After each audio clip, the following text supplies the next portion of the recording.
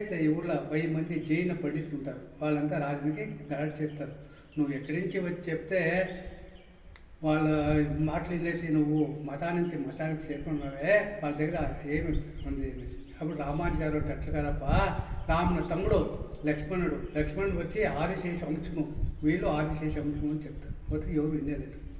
లేదప్ప కృతయుగంలో ప్రహ్లాదని నిమిచిరే, త్రేతాయుగంలో లక్ష్మణ్ అవతారము, ద్వాపరయుగంలో బలరామ అవతారము, ఈ కలియుగంలో రామానుజ అయినారు, వీళ్ళే ఆదిశేష అంశము అని చెప్తారు. ఎవరు వినలేదు. నువ్వు రామానుజుని ఆదిశేష అంశము అని చెప్తావప్ప, అంశం అయితే మేము 1000 మంది ఉన్నాము జైన పండితులు.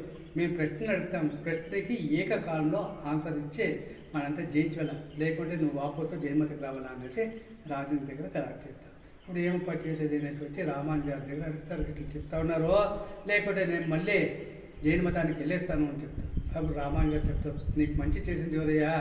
నరసింహస్వామి, దేవుడు ఉన్నాడు పద మా వారం జరిగింది. రామానుజ గారు ఇదే చోట్ల రామానుజ గారు తెలియసి కూర్చొని 1000 మంది జైన్ పండితులు వాదం చేస్తారు. వాళ్ళకి ఏకకాలంలో ఆన్సర్ వచ్చేస్తుంది తెరలోగా. అందుకు దిగులవుతుంది ఉండేవాడు కూడా లోగా ఎట్లా 1000 మందికి ఆన్సర్ ఇచ్చినారు.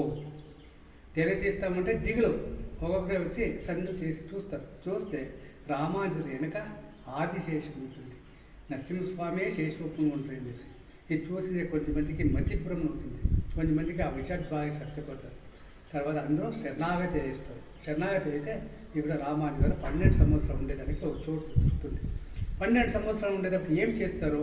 ఇప్పుడున్న 3 గుడిలు చాలా పురాతనమైన గుడిలు. ఇక్కడ నరసింహస్వామి వచ్చి కృత్రిమంలో ప్రహ్లాదే ప్రతిష్టాపన చేసింది.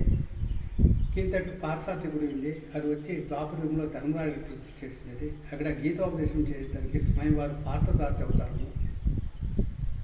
ఇతడు నారాయణ స్వామి గుడి ఉంది, నారాయణ వచ్చి దేవేంద్ర ప్రతిష్ఠ. ఈ మాదిరి దేవుడు ఉండే చోట గర్భగుడి సుగుణాశ్రీ 2 ఉండేది. ముందు తట్టుకంతా రామానుజ గారు శిష్యులు తమిళనాడు కారిగుడి అనేసి ఉంది. అక్కడి నుంచి వచ్చి 4 దండనాయకులు ఈ గుడి అంతా జీర్ణోద్ధారం చేసినారు అనేసి శిలాశాసనంలో ఉంది. తర్వాత ఇవాళ ఈ చెరువు నిర్మాణం చేస్తారు. చెరువు ఉండలేదు, చెరువుకి పంచ అప్సర తటాక అనేసి పేరు. పంచ అప్సర స్త్రీలు గోపాలకృష్ణ స్వామి చోట్ల జలక్రీడాడుతూ ఉండే చోటు.